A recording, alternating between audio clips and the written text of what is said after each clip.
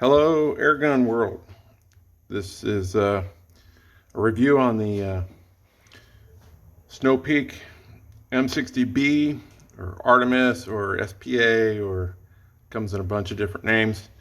I just wanted to get this information out there because I know it's kind of hard to find this information on these guns because there's just no one, or only a couple guys speak English, and Google Translate doesn't get everything out to you, so, or doesn't translate everything all that well. So in either case, purchased this gun from Airgun Archery and Fun. I believe he's out of Canada. Wes, really good guy.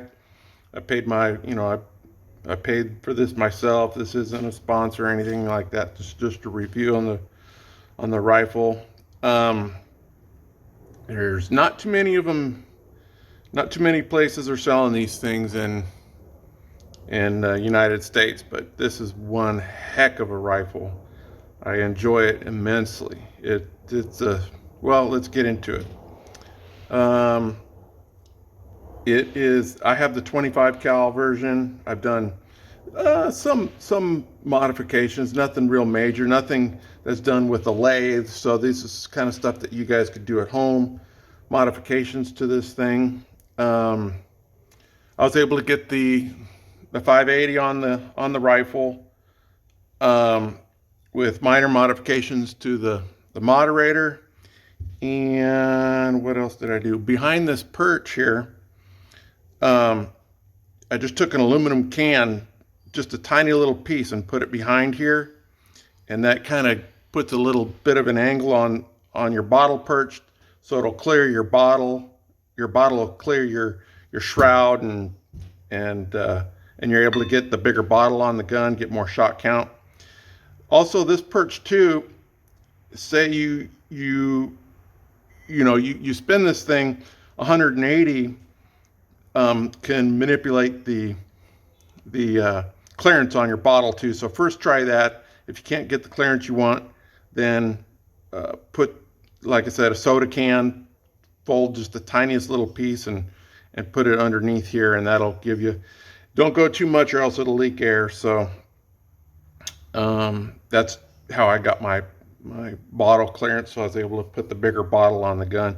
Wes didn't have any of the, I think their carbon fiber is the 420 or something like that. He didn't have any of those in stock, so he sold me just the regular tube style, and I said, well, I don't need the tube, just give me the bottle perch, which is this thing here. And I don't know, we did a little horse trading or whatnot, and he sold me some clips and stuff too. So in either case, you could, just because he doesn't have the bottle version doesn't mean that you can't make your own bottle version. So that's how I got my bottle to get the bigger bottle on there. Barrel, fabulous barrel, love the barrel.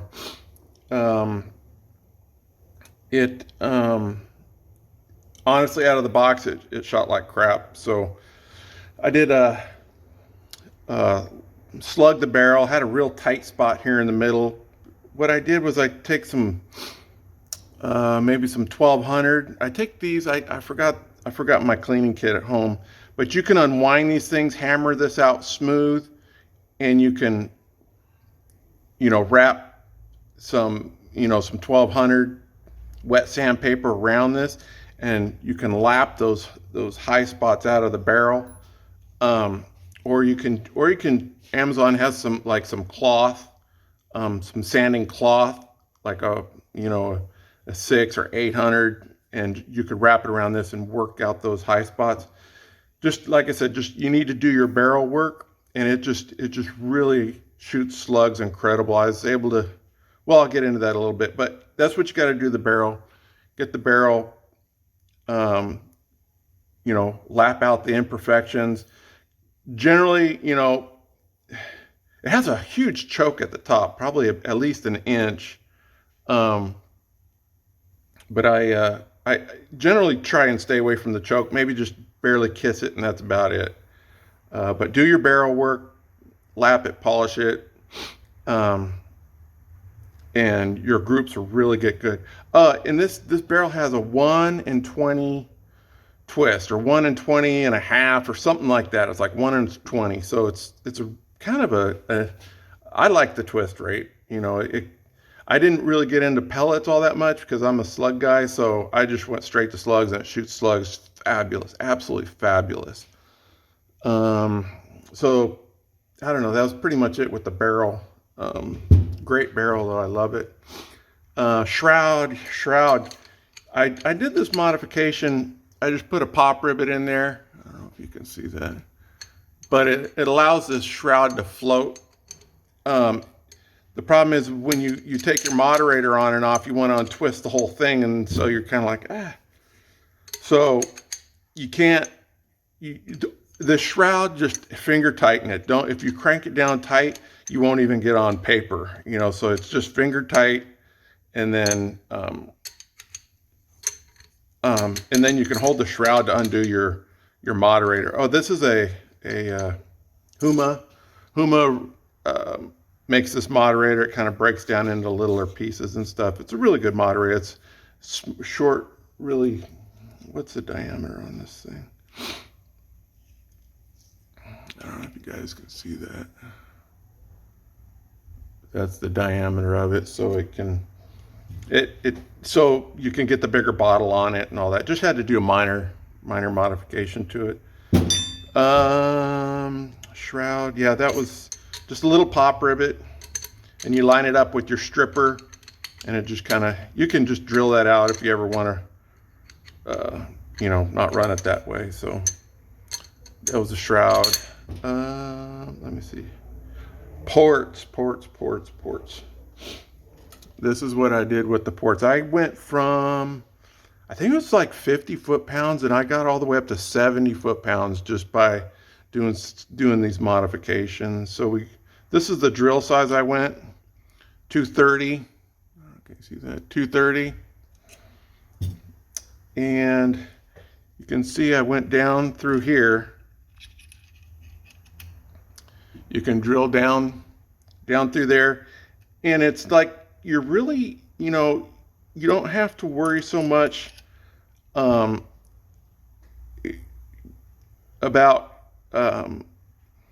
destroying your O-ring surface. That's really all you have to worry about, is your O-ring surface here, and then the top side, the O-ring will, I mean, you'd have to be like beast mode to ruin the top side here, but just kind of be careful of and by the way, this voids your warranty, by the way. You modify this gun, of course, your warranty's all voided. So in either case, went down through the top. If you don't have a shouldered drill, you can, you know, just keep going up bigger and bigger and bigger, or else it'll want to walk off, you know, when you're drilling, it'll want to walk. So just keep going a little bit bigger at a time. So I went that, drilled down through there. It goes down through to your valve. The valve, this is the linchpin to the whole deal here. This thing is like, this is it. You know, it's a tiny little thing. That's your valve. Tiny little, and that's, I mean, it is what it is. That's, you know, this is what's holding the whole gun back. If you're a big power guy, you know, this isn't the gun for you. I was able to get 70 foot-pounds out of it. I took it from 50 to 70, just with these modifications I was telling you about. This here, so of course I drilled, you know, did the cross drill, and I drilled down through here. And then you can line these ports up, you know, just, you can loosen it up, just, you know, maybe 1/8 of a turn, and you can line up that port with that port, maybe help you out a little bit, you know, get a little more flow. But here, you know, this is kind of it, you know. So what I did with this was from factory, they have this collar here, and I got rid of this collar because what I wanted to do is create more dwell time for this valve to just sit open longer. And let me see here. Maybe I'll show you guys this too. I have, what, 1026. So I compressed the spring down, kind of smushed it down. You could put it in a pair of pliers, smush it down. 1024 or whatever. So you can see that.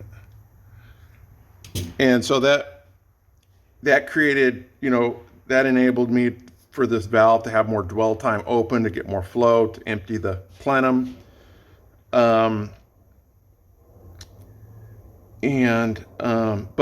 the only bad thing is that you have to open up your cocking handle or cock the gun before you fill it, or else it won't fill up with air. So, and this is the base that sits down inside there. So, but like I said, this is kind of, it is what it is. But it, like I said, if you're not a big power guy, you know, if you need 50 foot-pounds, you want 50 foot-pounds, it does it no problem. So the drilling modifications of that. Trigger, man, wonderful trigger. Wonderful trigger. I love this trigger. I don't know if you can see this. Let me see if I can get, I should have brought a little pointer. But you got this little collared washer that was turned around on me. So I turned it around, put that in the hole. So I had like a first stage like crunch, and turned that around, got rid of that first stage crunch. This is your first stage spring pressure right here. So you just have a little Allen wrench there. You can adjust your first stage pressures. This thing is totally adjustable. It's made out of all this little chintzy platinum, you know, all this chintzy metal stuff, but boy, it works great.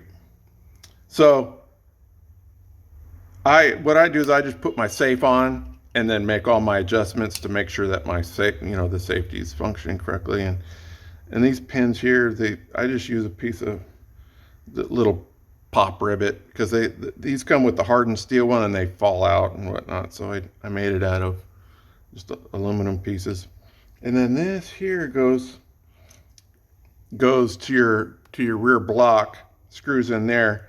They got the tiniest little E-clip here, and it's like impossible to, you know, get the thing on and off. So I just you know, just unscrew it from there.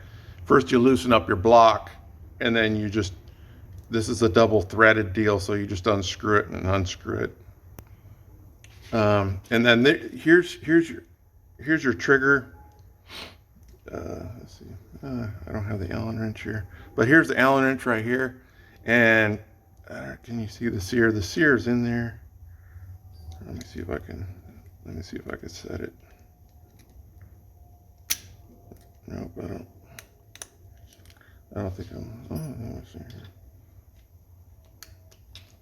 Okay, so here's your sear right here.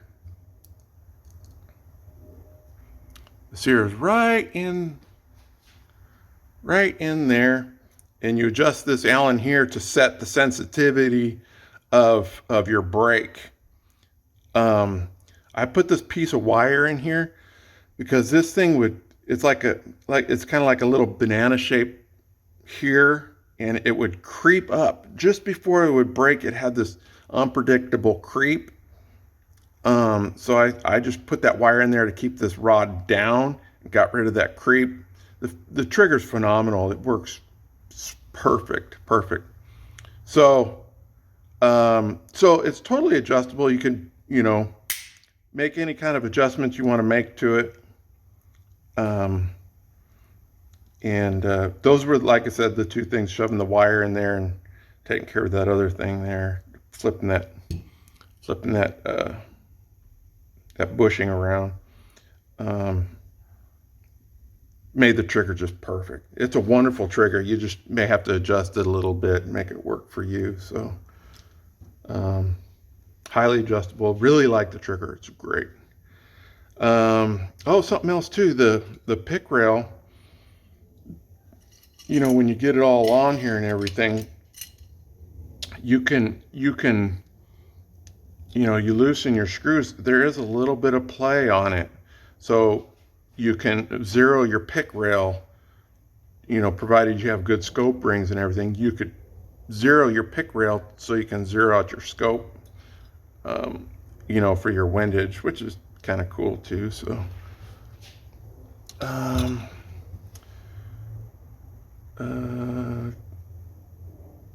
Oh yeah, the trigger rod. Yeah, you want to undo it here. Like I said, just twist that.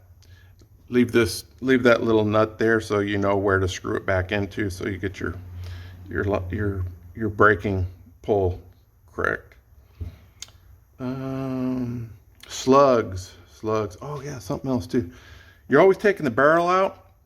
I just drilled 2 holes through here because these 2 holes line up with your barrel. These are just the two grub screws that hold your barrel in. So instead of taking this off all the time, I just drilled 2 holes through there, so you can take your barrel out a lot easier. Slugs. So it shoots. I love NSA, so I run a lot of NSA. It shoots the H&N. What are the 28 grain H&N slugs shoot really good. The NSA 26.8, the 29, whatever that is, 29, the 249s, it shoots the 33.5s, the 250, the 250s, I'm still working on that. The 250s have, I don't know if I'm gonna, take more out of this barrel, but it dirties up the barrel quick. So you're only getting like maybe 7 clips or 6 clips, and then you got to clean the barrel again. So I don't know if I'm gonna like take more out of the barrel or what, but it shoots them fabulous. The 33.5s, it shoots them fabulous. It's just more of a maintenance deal. Anything with the 249 shoots them fabulous, but I was trying to like get a little more. I just really like the 33.5s personally, but it shoots the 249 is great. Anything with the 249. NSA, it just really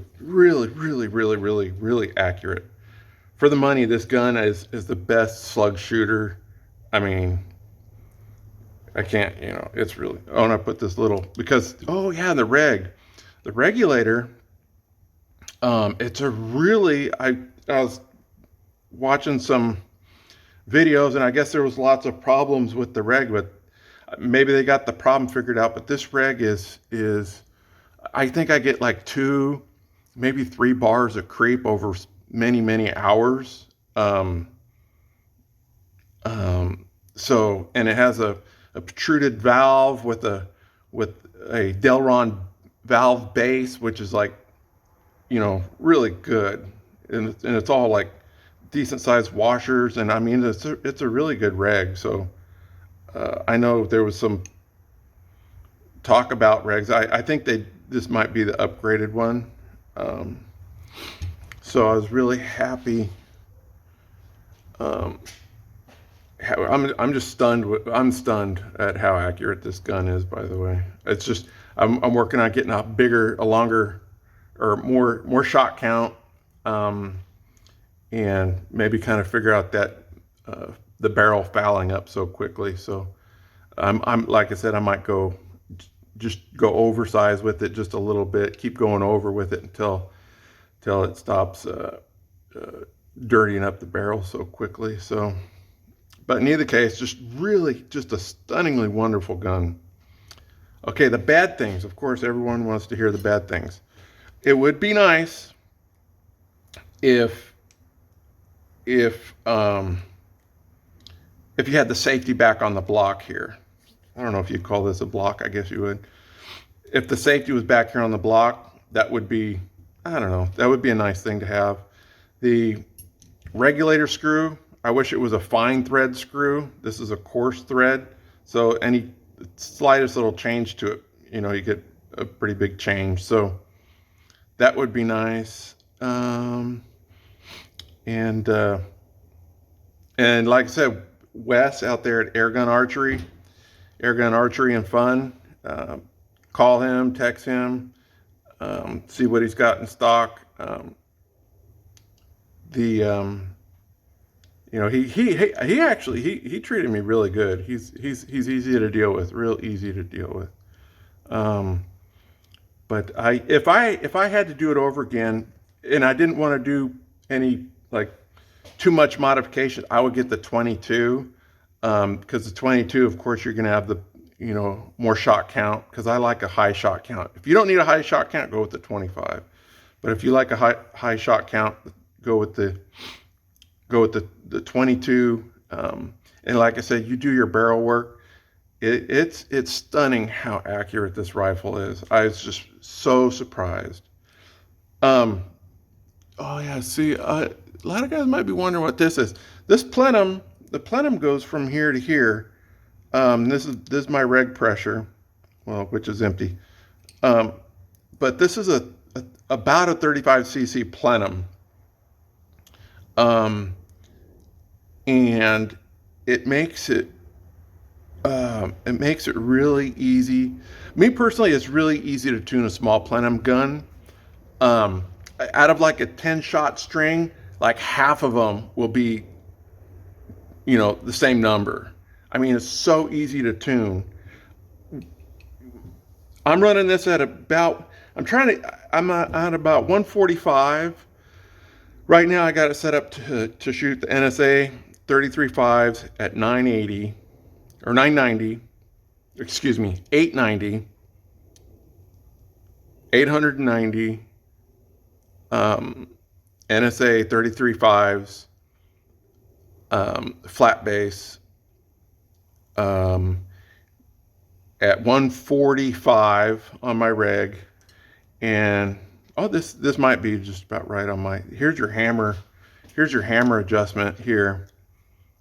And it's so easy to tune. You could tune this gun, and if you kind of have an idea of what pressures you want to run, it's so easy to tune.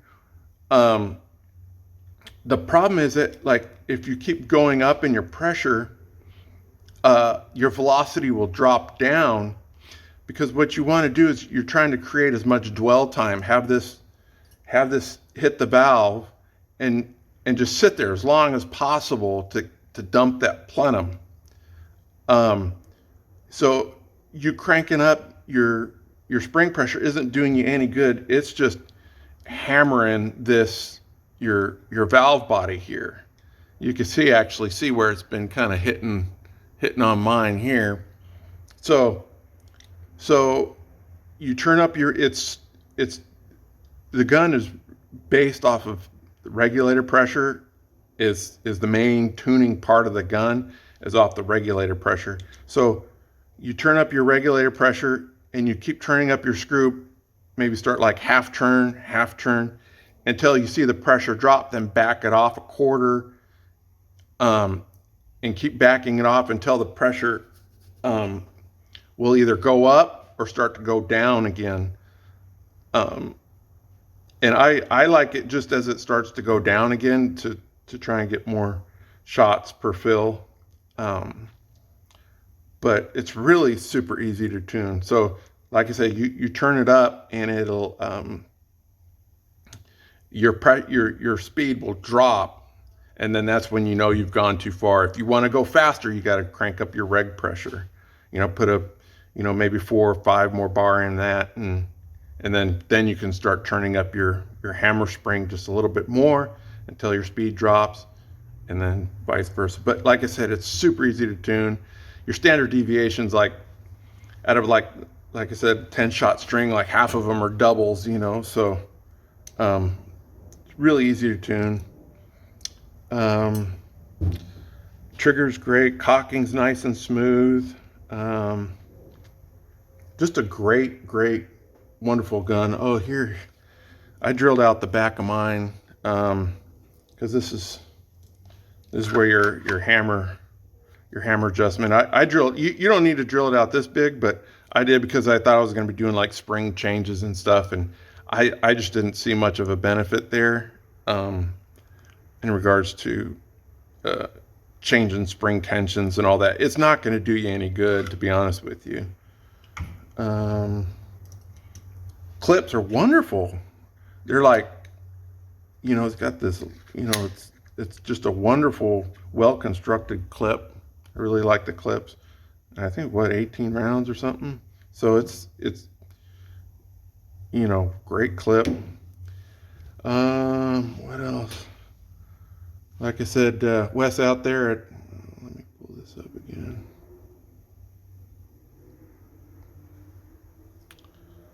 Yeah, holler at Wes out there at Air Gun Fun and Archery. Hold on here.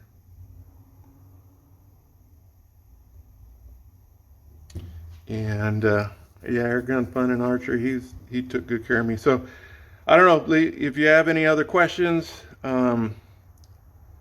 leave a message below or whatnot. All right, over and out.